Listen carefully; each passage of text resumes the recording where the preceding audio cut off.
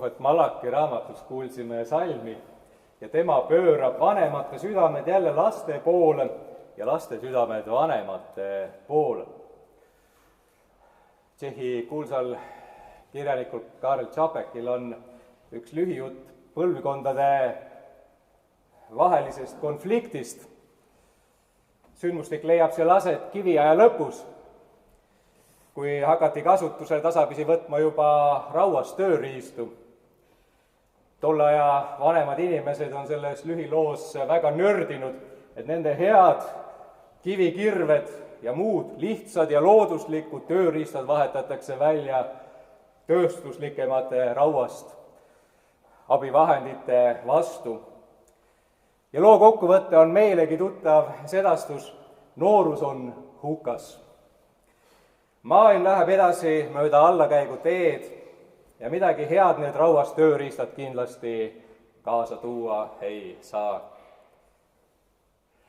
See humoorikas võtmes esitatud pilt karikeerib üsna ilmekalt seda sageli korratavat mõtet. Vanasti oli kõik ikka parem, oli loomulikum, oli ilusam, oli lihtsam. See on nii inimlik kujutlus. Rohi oli rohelisem, 3. advendiks olid ikka juba kõrged hanged maas ja tõelised jõulud olid tulemas. Inimesed olid lahkemad, sõbralikumad. Hiljuti keegi teatas tõsimeeli, et sotsiaalmeedia on saatanast, sest noored ei oska tänu sellele enam silmast silma suhelda ja pikki tekste lugeda ja pealegi tekib sellest sageli palju tüli. Tasub meenutada, et ka 15. sajandil kuulutati ja hiljemgi, et Gutenbergi trükipress ning raamatute trükkimine on saatanast. Kuhu me niimoodi välja jõuame? Igaüks võib nüüd järsku hakata raamatut lugema, seda hankida endale ja paljudel on võimalik oma mõtteid avalikult levitama hakata. See ei saa ju midagi head kaasa tuua. Täna võime öelda, et tegelikult tõi ikka rohkem head kui halba. Hoolimata sellest, et on avaldatud ja avaldatakse jätkuvalt igasugu rämpsu ja kirjandus, mis ei ole väärtuslik, on lugemisoskus ja hariduse areng ometi maailma ilmselt teinud siiski paremaks paigaks, kui ta seda oli enne. See põlvkondade vaheline konflikt justkui või pidev arutelu selle üle, et kas vanasti oli parem, kui on meie päevil, või meie järeltulijad, kas nad ikka oskavad hinnata ja väärtustada kõike seda, mida meie kalliks peame. Prohvet Malaki raamatu sõnumi järgi selline konflikt või selline pingeväli ei ole midagi, mis peaks kuuluma selle maailma ja siin olemise juurde või mida võiks heaks kiita. See peab muutuma. Sõnum Messia tuleku kohta kõlab, et kui tema tuleb, siis kaob see kõik ära. Esmalt ehk seetõttu, kui me ütleme, et kriitilise meelega, et no nii hullusti pole asjad veel kunagi olnud, kui nad seda täna on, siis on meie taustsüsteem ikka ju väga-väga pisike, piirdudes vaid meie endi elukogemuse või siis paari eelneva põlvkonna jutustatud ja edasi antud kogemusega vaid.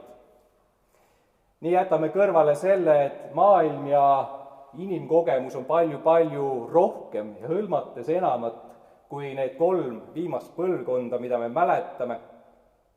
Ja kui veel enam peaksime sisse tooma ka jumalaks nimetatu muutuja, saab pilt hoopis kirjumaks ja erinevamaks. Nii on ka lõpuks väärtuste ja erinevate õpetuste ja tõekspidamistega. No üks näide veel, mida ehk vanemad inimesed mäletavad isegi, kui 30 aastat tagasi või umbes nõnda paljud toonased koguduse liikmed olid kindlad, et ristimärgi tegemine ei ole ühele luterlasele küll kohe kindlasti kohane, vaid see on üks katoliiklik ja võõras komme. Siiski Martin Luther seda kogu aeg õpetas, et hommiku ja õhtu palve tegemisel, et õnnista ennast Püha Risti märgiga ja siis loe oma palve. Aga 19. sajandil ühel hetkel otsustati see tema õpetus katekismusest teistmoodi lihtsalt kirja panna tõlgetes ja nii kadus ära see ristimärgi tundmise praktika luterlikus kirikus. Ka paljud muudki asjad, mille eel me kasutame sõna traditsiooniline või ütleme täienduseks, et see on alati nii olnud, piirnevad sageli vaid meie ja meie lähimate esivanemate lühikese mäluga. Kui läheme ajas tagasi 500 aastat, 1000 või koguni 2000 aastat, siis näeme, et paljugi sellest, mida meie peame alati loomulikuna meie kõrval olemas olnud, on mõistetud teisiti või selle vorm on olnud palju erinevam sellest, mida meie tavaliseks peame.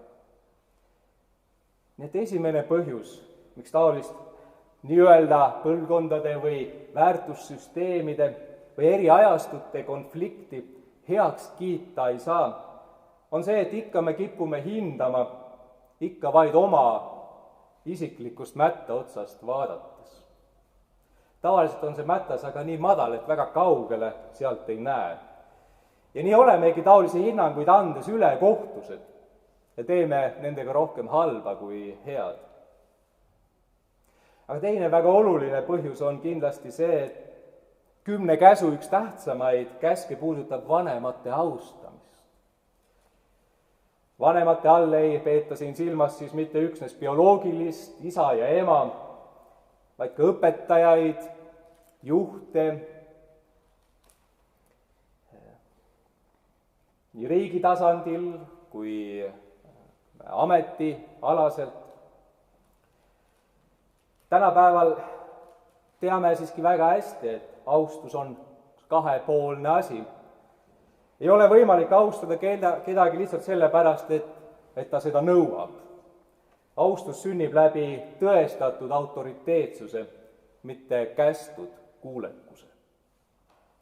Vanematena ja lastena, ka õpetajate ja õpilastena peaksime endilt küsima, et kas mina olen endast teinud kõik, et mind saaks austada.